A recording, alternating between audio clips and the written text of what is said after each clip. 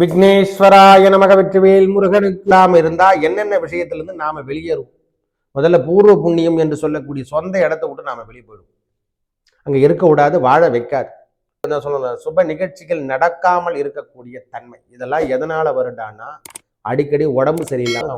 குலதெய்வம் யார்? அது அவங்கதான் குலதெய்வம் இல்லை, பச்சையம்மன் எல்லா தெய்வம் இருக்கு. சில பேருக்கு திருமலை திருப்பதி தெய்வம் இருக்கும்.